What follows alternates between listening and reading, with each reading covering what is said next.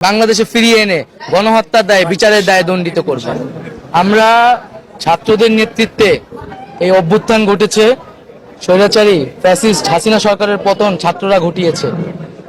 যেই ছাত্ররা এবং সাথে নাগরিকদের সাথে নিয়ে যেই ছাত্র নাগরিক অভ্যুত্থান ঘটাতে পারে, সেই ছাত্র নাগরিক রাষ্ট্র গঠনও করতে পারে। এবং আমরা যেই কমিটমেন্ট করেছি এবং আমাদের যে শত শত ভাই বোনেরা শহীদ হয়েছে, তাদের প্রতি যে আমাদের শ্রদ্ধা এবং প্রতিশ্রুতি, তার বাস্তবায়ন করা এবং একটি সুন্দর বাংলাদেশ, এক নতুন রাজনৈতিক বন্দোবস্ত তৈরি করাই আমাদের প্রধান এবং প্রথম লক্ষ্য হবে।